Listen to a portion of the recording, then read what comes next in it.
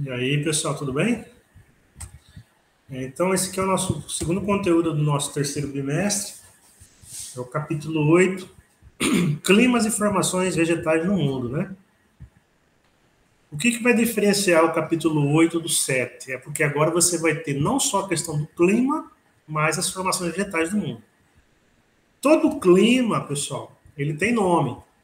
E o clima vai ter também uma vegetação predominante nesse clima. Então, o capítulo ele vai estar trazendo para nós os principais tipos climáticos do mundo e as principais formações existentes nesses tipos climáticos, certo? Então, é um capítulo bastante tranquilo, bastante simples, curto, inclusive.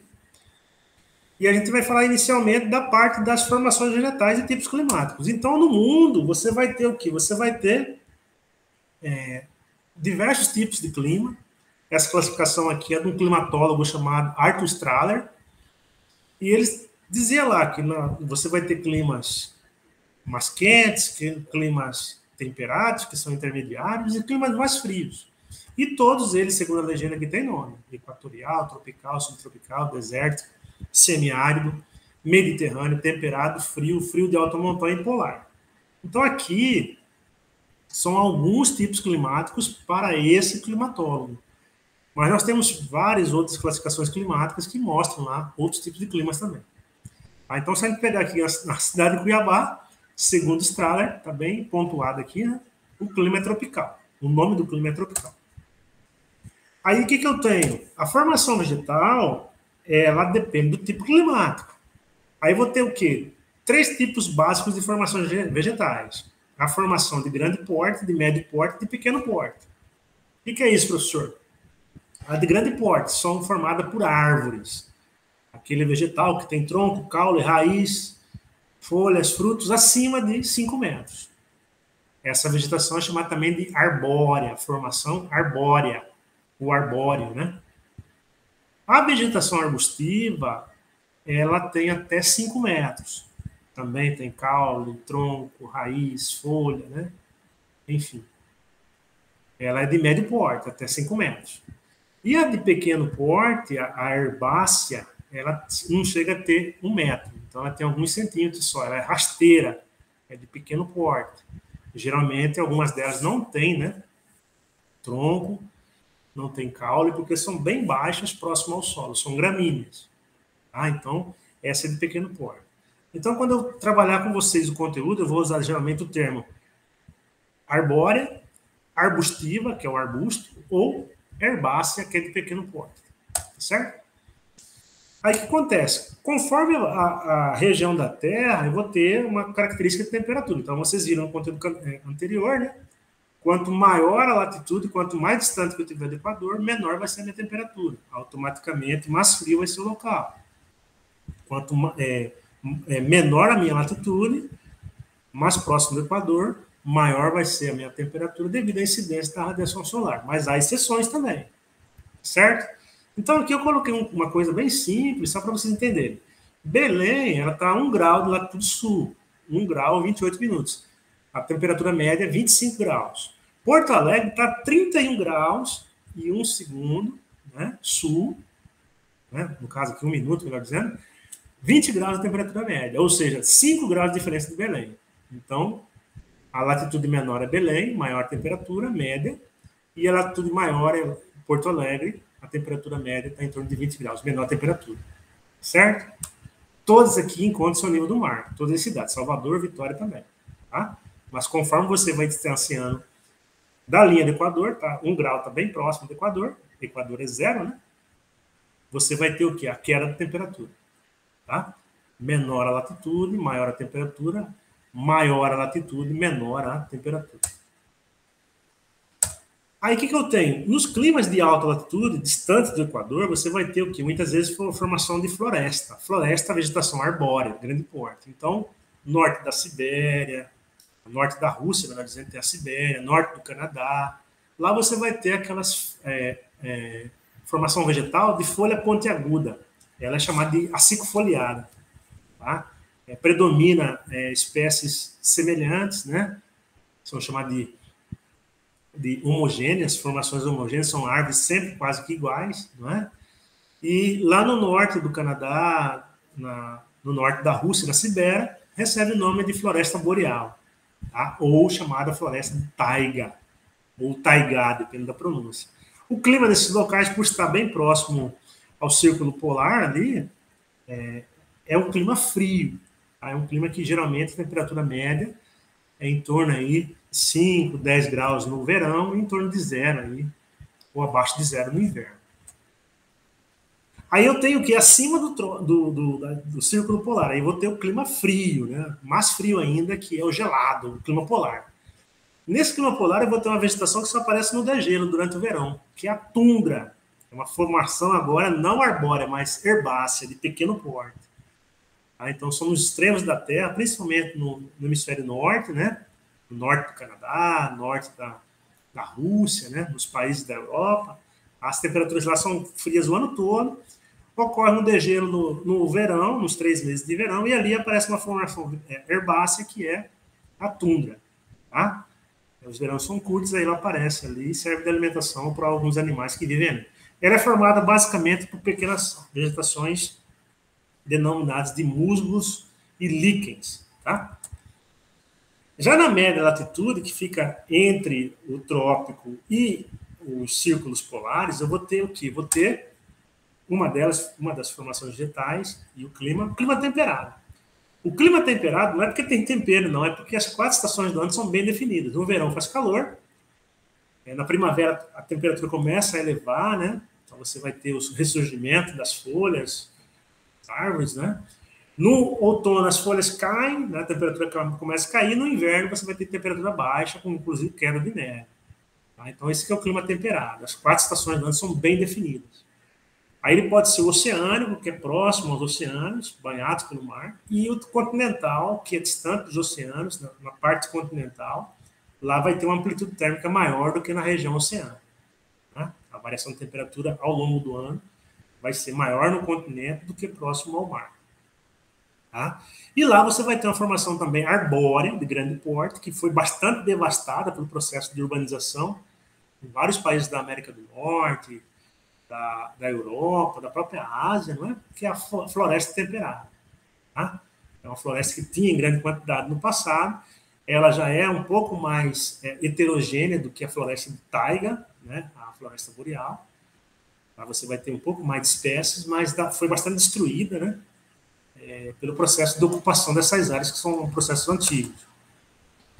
Eu tenho próximo ao mar Mediterrâneo, entre a África e também a Ásia, o Oriente Médio e também o sul da Europa, né, os países do sul da Europa, a Europa meridional, o clima mediterrâneo, tá? Que é um clima que ele é seco no verão, o que para nós é chuvoso, e é chuvoso no inverno, que para nós é seco.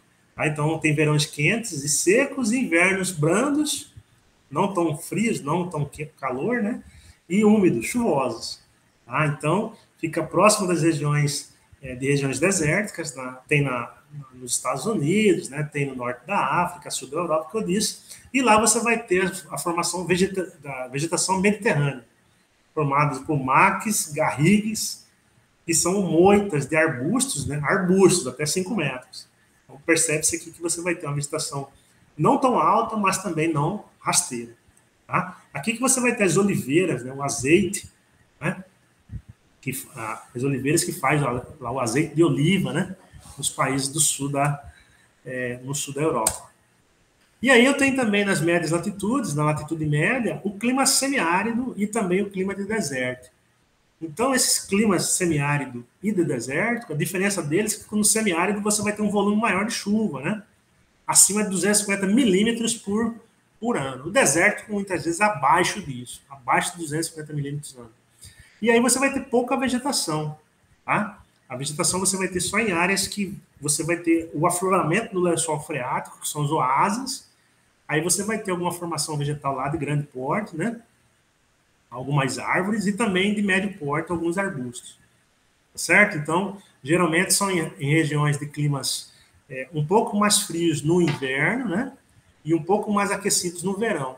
Tá? Então você vai ter uma formação vegetal ali que pode aparecer nesses locais, mas não é uma formação tão abundante, você vai ter mais formações adaptadas ao clima, ao clima, ao clima seco, né? Ao clima menos úmido, né? Lá na Europa tem uma transição da área mais úmida para a área seca, que nós vamos ter as steppes, né? Que são tipos de vegetação de pequeno porte entre, né, as regiões mais úmidas e as regiões mais mais secas do continente europeu. Né? E aí nós temos o nosso aqui, que predomina no Brasil, é o clima de baixa latitude, latitudes baixas. Né? Então aqui você vai ter o quê? Boa parte da América do Sul, América Central, a África, uma parte da Ásia, né? Até a própria Oceania vai ter uma região que está entre os trópicos ali e o Equador no meio, que é baixa latitude. Então você vai ter o clima tropical, que é o nosso aqui, tem na África também, não é? Duas estações bem definidas, o verão chuvoso e o inverno seco. Lá na África você vai ter a savana, que é uma vegetação espaçada, né? Predominantemente de arbustos, né? Arbustiva, até 5 metros de altura. E você vai ter aqui no Brasil o cerrado. O cerrado é uma vegetação mais aberta, muito aproveitada para o agronegócio, para a expansão da produção agrícola e pecuária, o que contribuiu bastante para a sua devastação. Por ser uma vegetação espaçada, um arbusto distante do outro, ele é de fácil ocupação. Né? Você vai ter, na região mais próxima do Equador, baixa latitude de uma vez, né? Você vai ter a floresta equatorial. Tá? Ela é formada por espécies de grande porte, algumas chegando a atingir 40, 50, 60 metros de altura, espécies frondosas, fechadas, né, densas. Diferentemente lá da taiga, ela é extremamente heterogênea, higrófila, permanece muito úmida, né? Ela tem umas folhas mais largas, né? Latifoliadas, diferente da secofoliada que tem lá na taiga, e ela está próxima ali do Equador. Tá? Recebe muita umidade, chove muito nessa região, né? Chuvas de convecção que a gente viu no conteúdo. Tá? E ela tem uma grande biodiversidade. Tá? Então, temos na África a floresta do Congo, aqui na América a floresta amazônica, que são exemplos de florestas equatoriais, onde o clima é quente o ano todo, que é o clima equatorial. E é bastante chuvoso. E tem o clima desértico, que é aquele clima onde vocês viram agora há pouco, chove bem menos que 250 milímetros e predomina espécies adaptadas à seca, que são as espécies xerófilas. Então você vai ter deserto, clima semiárido, deserto em média latitude e em baixa latitude também. Você vai ter o clima desértico aqui no Brasil, o sertão nordestino você vai ter lá, não chega a ser desértico, mas se você pegar alguns países da África, lá tem um clima desértico. É aquele clima que tem menos de 250 milímetros de chuva ano. E as espécies são semelhantes às daqui, são xerófilas, adaptadas a pouca umidade. São espécies que têm mais espinhos do que folhas, porque os espinhos retêm água dentro do caule, o que dificulta a evaporação dessa evapotranspiração desse vegetal, porque o local já tem pouca água na superfície, mas a planta consegue extrair com raízes profundas do subsolo. Tá? Então você vai ter espécies espinhosas, quase sem folhas, predominando, né, o cacto, né, que são um grande exemplo de espécies xerófilas. Né? Aqui no Brasil, nós temos o clima semiárido no sertão, e lá você vai ter alguns cactos, né, palma, mandacaru, xique-xique, barriguda, são espécies típicas desse clima que chove pouco, e o vegetal tem que se adaptar a essa condição climática. Aí ele trabalha lá a questão dos climas sazonais. Então, climas sazonais são climas que podem ser encontrados em qualquer parte da superfície. Tá? Como assim, professor? Vamos pegar um exemplo. Eu tenho aqui na região tropical. Ah, professor, a região tropical toda ela tem clima quente? Não, vai ter climas sazonais, climas frios em plena região tropical. Por quê? Porque um outro fator, chamado altitude, vai fazer com que o clima, mesmo sendo numa região tropical, seja frio. Então, temos a Cordilheira dos Andes aqui.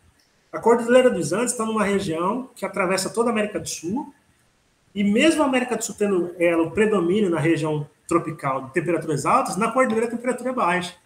Por quê? Porque ela está numa região montanhosa, e vocês viram no conteúdo anterior, né? Quanto maior a altitude, menor a temperatura. Tá? E conforme você vai elevando a sua altitude, você vai ter várias formações vegetais. Geralmente começa com formações de grande porte, chega a vegetação de médio porte, até chegar a rasteira, até ter as neves eternas acima, né, no topo dessas cadeias montanhosas. Tá? Então, ele coloca aqui que há alguns tipos de formações vegetais no clima de alta montanha, chamado de estepes.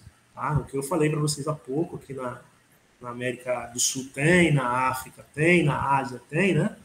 É conforme você vai aumentando a altitude, você vai ter clima diferentes, mesmo sendo uma região quente.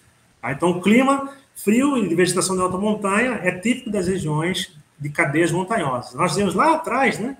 Essas cadeias montanhosas são terrenos recentes na superfície, chamados, né, de dobramentos modernos.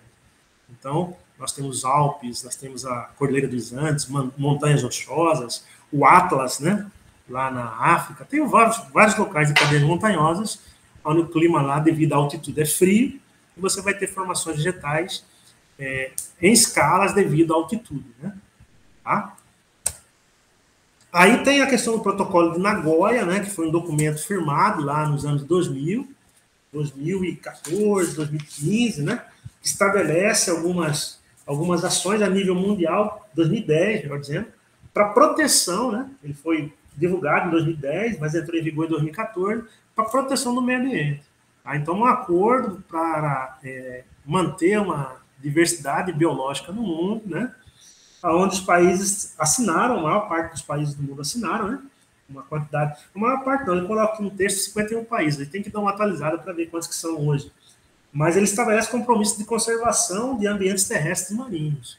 Então foi um documento que começou a ser discutido em 2010, foi assinado em 2014, né? Que serve para estabelecer regras de proteção ao meio ambiente, para preservar, né, os ambientes de água doce, controle de exploração de lucros desses locais, não é? Desses recursos da biodiversidade. Então, foi um protocolo interessante aí, feito no passado e que hoje está em vigor. Aí alguns países assinaram, né? Foi assinado em Nagoya, no Japão, para preservar o meio ambiente, né? Então, ele criará maior segurança e transparência legal entre os fornecedores de produtos, né? Então, os países, ao assinar esse protocolo, aí, eles dizem que eles vão respeitar o meio ambiente.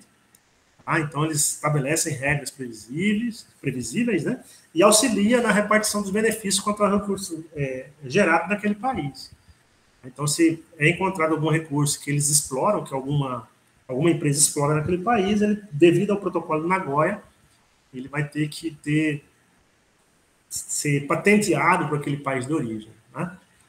Certo? Então, esse aqui é o conteúdo, esse aqui é o nosso exercício de revisão, aí vocês dão uma lida aí nesse texto, é bem simples, não é um conteúdo extenso, e a revisão é da página 144, questão 1, 2, 3, e da página 152, também questão 1, 2 e 3. Pessoal, era isso o nosso conteúdo, eu agradeço a presença de vocês aí ao assistir essa aula.